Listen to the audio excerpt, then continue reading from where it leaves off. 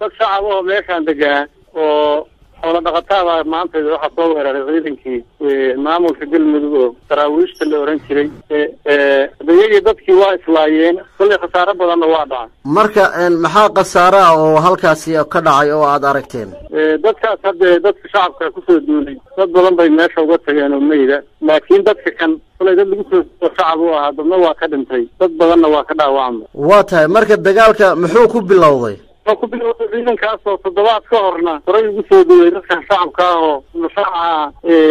sidaan oo kale technical ula yimid iyo ciidan maamulku leeyahay oo ku laayay saakan sidaas si la eg soo weerareen oo ku laayeen dee maxaa ahaa waa arrin iska soo noqnoqotay oo dadkan shacabka muddo badan ku dhacay waa tahay xal ma laga gaari waayo marka arrintan soo laalaabanayso hadda xal see loo gaaraa muxuu ahayd annagu wixii qabaa'il iyo odayaal iyo kusaabsan xal waa laga gaari karaa laakiin niman maamulahoo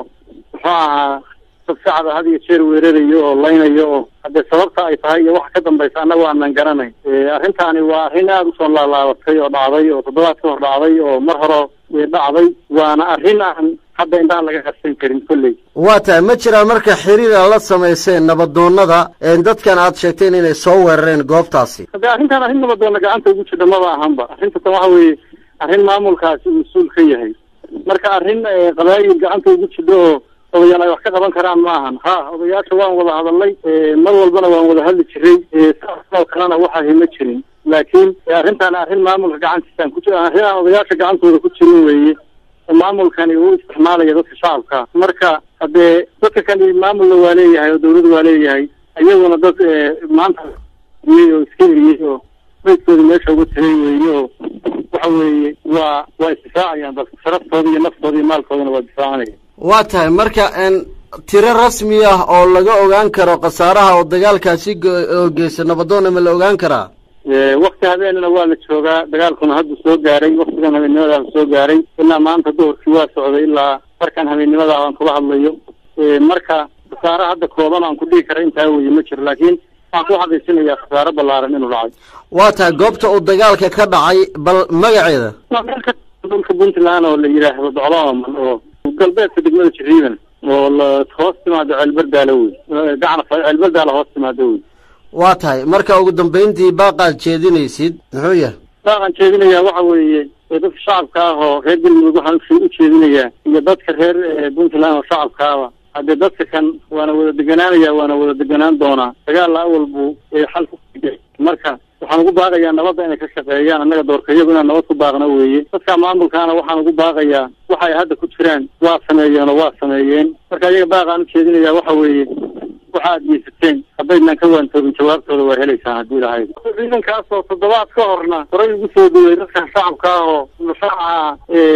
sidaan oo kale technical ula yimid iyo ciidan maamulku leeyahay oo ku laayay saakan sidaas si la eg usoo weerareen oo ku laayeen dee maxaa ahaa waa arrin iska soo noqnoqotay oo dadkan shacabka muddo badan ku dhacay waa tahay xal ma laga gaari waayo marka arrintan soo laalaabanayso hadda xal see loo gaaraa muxuu ahayd annagu wixii qabaa'il iyo odayaal iyo kusaabsan xal waa laga gaari karaa laakiin niman maamulahoo tiro rasmi ah oo laga ogaan karo khasaaraha oo dagaalkaasi oo geysta nabadoonna ma la ogaan karaa wakti habeenana waa la joogaa dagaalkuna hadda soo gaaray waktigan habeennimadaas soo gaaray ilaa maanta duhurkii waa socday ilaa markaan habeennimada aan kula hadlayo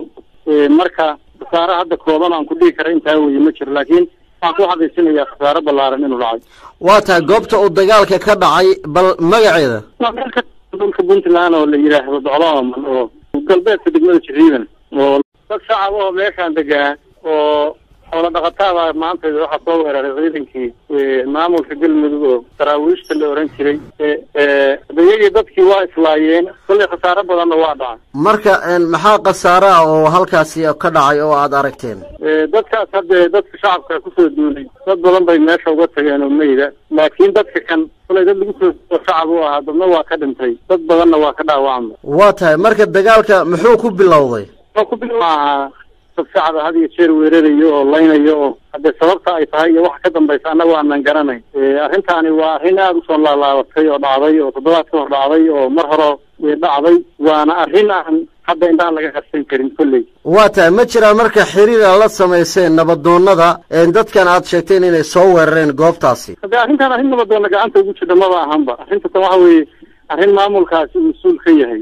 marka arrin qabaayil gacanta ugu jidho oo odayaal ay wax ka qaban karaan ma ahan. ha odayaasha waan wada hadalnay,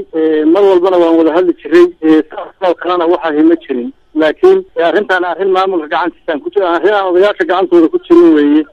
maamulkani uu isticmaalaya dadka shacabka, marka haddee dadka kani maamulna waa leeyahay oo dawladda waa leeyahay, iyaguna dad maanta oo iska eriyey oo maydkooda meesha uga tagay weeye oo waxa weeye waa isdifaacayaan dadka sharaftooda iyo naftooda iyo maalkoodana waa difaacanaya. waa tahay marka